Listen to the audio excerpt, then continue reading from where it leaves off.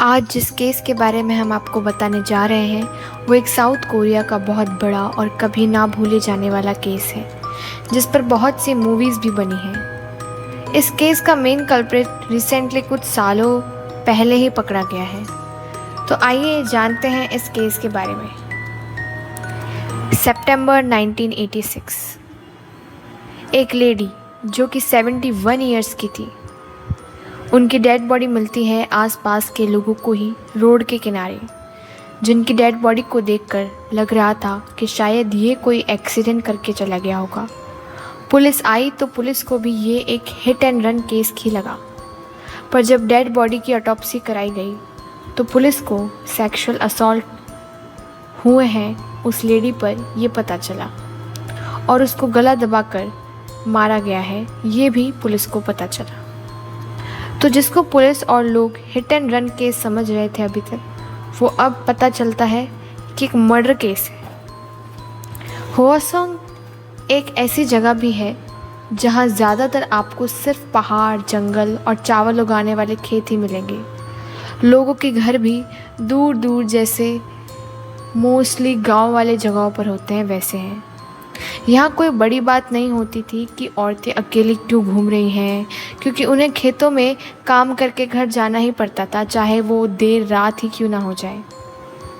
अब आता है अक्टूबर 1986।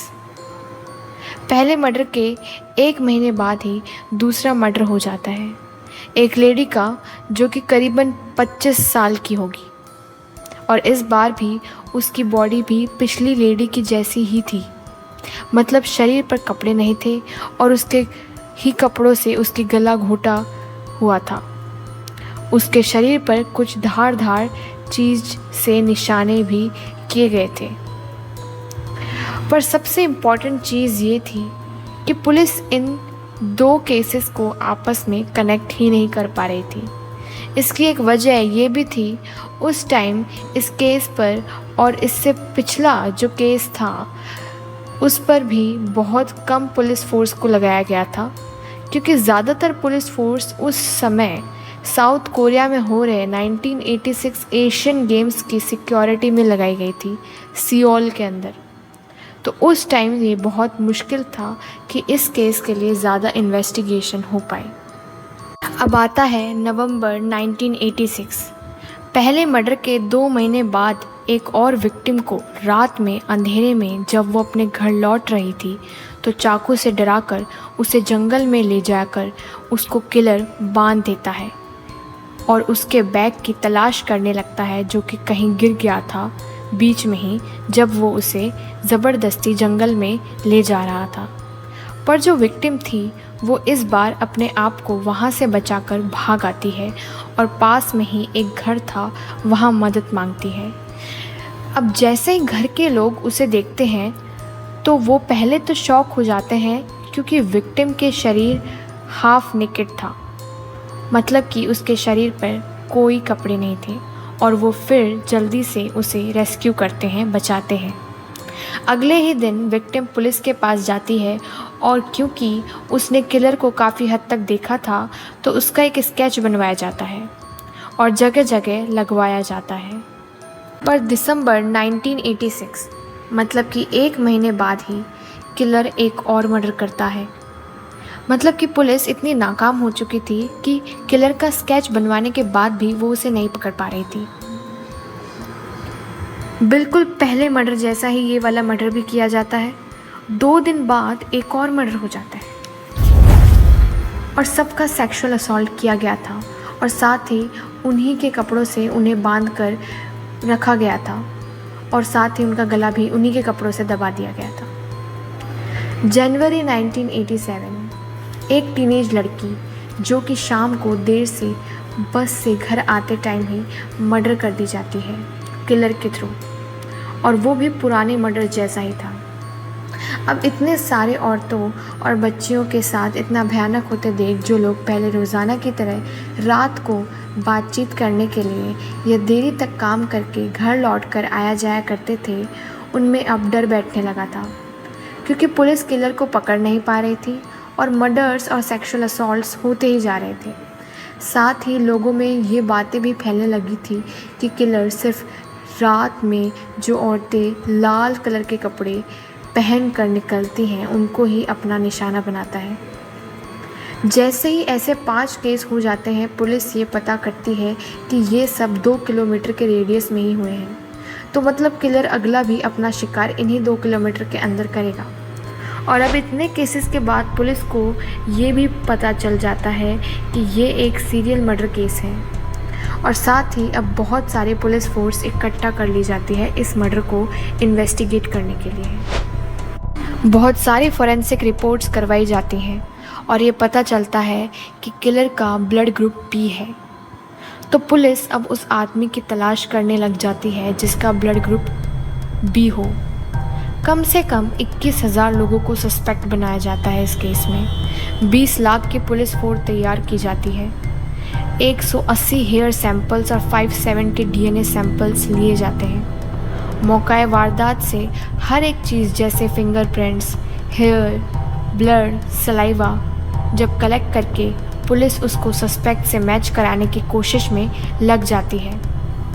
पर उस टाइम इतनी टेक्नोलॉजीज़ नहीं थी कि 100% एक्यूरेसी के साथ ये बताया जा सके कि ये पार्टिकुलर चीज़ जो कि मौका वारदात पर मिली है वो किसी भी सस्पेक्ट से मैच कर रही हो। अब आता है मई 1987। पहले मर्डर के 8 महीने बाद एक और मर्डर होता है, एक लेडी का, उसी तरह जिस तरह के पहले मर्डर्स हुए थे। सितंबर 1988, पहले मर्डर के 2 साल बाद एक वुमेन जो कि अपने 50 के दशक में होगी, उसका मर्डर हो जाता है। ये था किलर का 7वां मर्डर। अब इतने सारे मर्डर करने के बावजूद और पुलिस की इतनी तहकीकात करके भी उसको ना पकड़ने के बाद तो ये पता चल ही चुका है कि किलर बहुत चालाक था और वो लगातार एक के बाद एक मर्डर कर रहा था, वो भी बड़ी आसानी से। इसमें कोई शक नहीं था कि वो एक साइकोपैथ था। इसको लोगों को टॉर्चर करना और फिर जान से मार देना एक फ़न लगता था। और अब तक ये केस भी इतना बड़ा हो चुका था कि पूरे साउथ कोरिया में न्यूज़ पर इस केस के बारे में लोग जानने लगे। पुलिस पर भी अब प्रेशर बन गया था कि आखिर किलर को अभी तक क्यों नहीं पकड़ा गया है। लेकिन अब इस केस में एक मोड़ आता है। अब होता है 8वां मर्डर, जो कि पुराने सारे केसेस से बिल्कुल अलग था। इस बार किलर घर में घुसकर एक लड़की को अपना विक्टिम बनाता है। ये केस जैसे ही बाहर आता है, लोगों में हड़कंप सा मच जाता है कि अब तो किलर घर में घुसकर भी मारने लगा है। और अब पुलिस के ऊपर हाई लेवल का प्रेशर आ जाता है कि अब तो किलर को पकड़ना ही पड़ेगा। ये जो 8वां मर्डर होता है, इसमें विक्टिम का जो रूम होता है उसमें एक बाल मिलता है किलर का, जो कि एनालिसिस के लिए दिया जाता है। बहुत ही लार्ज अमाउंट में हैवी मेटल मिलते हैं उस बाल में। तो पुलिस उन लोगों को फिर अपना सस्पेक्ट बनाती है जो कि मेटल वर्कर्स थे और जिनका ब्लड टाइप बी था, क्योंकि उन्हीं के बालों में ज़्यादा अमाउंट में हैवी मेटल होगा, जो कि मेटल वर्कर्स होते हैं, जो कि मेटल कंपनीज़ में या फिर ऐसी जगहों पे जहाँ पे मेटल का यूज़ और मशीन्स का यूज़ हो रहा है वहाँ पे काम करते हैं। अब आता है जुलाई 1989 और फिर पुलिस पकड़ती है एक यून नाम के लड़के को, जिसका ब्लड टाइप बी था और उसके बालों में टाइटेनियम पाया गया था। अब मैं आपको इस आदमी के बारे में थोड़ी सी जानकारी दे देती हूँ। तो वो ये है कि यून को बचपन से ही पोलियो हो गया था और जिसकी वजह से वो डिसेबल भी था। बचपन में ही माँ का एक्सीडेंट से डेथ हो जाता है और फिर बाद में जाकर उसका स्कूल जाना भी छूट गया था, क्योंकि वो काफ़ी गरीब घराने से भी था। यून के फादर भी एक गैम्बलर एडिक्टेड थे। पुलिस को पूरा भरोसा था कि यून ही किलर है और उसे ये बात पुलिस कन्फेस करने को भी कहती है कि वो मान ले कि उसने ही ये सारे मर्डर किए हैं। पर यून कबूल नहीं करता, क्योंकि उसे पता था कि उसने ये सारी चीज़ें नहीं करी हैं।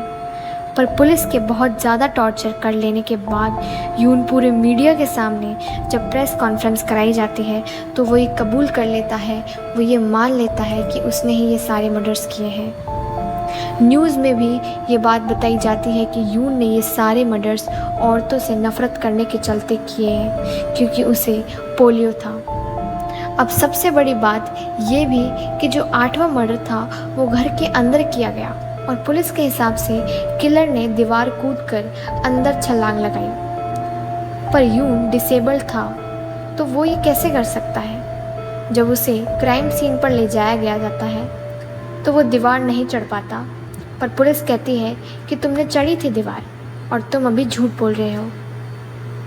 अब आ रही है फरवरी 1990। कोर्ट यून को सज़ा सुना देता है। लोगों में अब हॉसोंग में शांति बनने लगती है। अब सबको लगता है कि किलर पकड़ा गया। सबको यही लगता है यून ही क्रिमिनल था और वो अब पकड़ा जा चुका है तो अब डरने की कोई ज़रूरत नहीं है। पर तब ही 1990 में, जिस साल जब यून को सज़ा सुनाकर उसको जेल भेज दिया गया था, उसी साल 9वां मर्डर होता है और 10वां मर्डर भी होता है। और ये क्राइम्स इस बार 10 किलोमीटर के रेडियस में किए गए थे, मतलब पिछले वाले एरिया से बहुत ज़्यादा दूर किए गए थे। वहाँ रहने वाले लोगों को अब पता चल चुका था कि किलर अभी पकड़ा नहीं गया है। जिस इंसान को पकड़ा है या तो वो किलर नहीं है या फिर पुलिस ने बस यूं ही उसे किलर बना दिया है। अब पुलिस का कहना था कि यून ने सिर्फ 8वां मर्डर किया था जो कि पिछले वाले केसेस से कॉपी कैट करके किया था, मतलब कि एक कॉपी कैट क्राइम। और अब पुलिस वापस इन्वेस्टिगेशन करने लगती है, किलर को ढूंढने लगती है। पर लास्ट केस के बाद मर्डर्स होने रुक गए थे और धीरे धीरे पुलिस ने भी इन्वेस्टिगेशंस बंद कर दी थी। न्यूज़ पर भी कवरेज कम हो गई थी इस केस के बारे में। अप्रैल 2006, लास्ट मर्डर के 15 साल बाद अब साउथ कोरिया में एक कानून है जिसके हिसाब से अगर किलर को पुलिस 15 सालों तक नहीं पकड़ पाई और उसकी चार्जशीट पेश नहीं कर पाई कोर्ट के सामने, तो उसे सज़ा नहीं सुनाई जाएगी अगर वो बाद में पकड़ा भी जाता है तो भी। अगस्त 2009, यून जेल से सज़ा काट कर बाहर आ जाता है पूरे 20 साल बाद। सितंबर 2019, एक और पुलिस इन्वेस्टिगेशन से सच सामने आता है कि जो होसोंग सीरियल मर्डर्स केसेस के पीछे जो मेन किलर था वो पकड़ा गया है, वो भी डीएनए एनालिसिस से, क्योंकि उस टाइम तक टेक्नोलॉजीज़ बहुत ज़्यादा डेवलप हो चुकी थी। अब इस किलर का नाम था चुन जे ली और वो अभी 50 साल का हो गया है और फ़िलहाल अपने सिस्टर इन लॉ के, मतलब कि साली के मर्डर एंड असॉल्ट करने की वजह से वो 1994 से ही लाइफ इम्प्रिजनमेंट में जेल में है।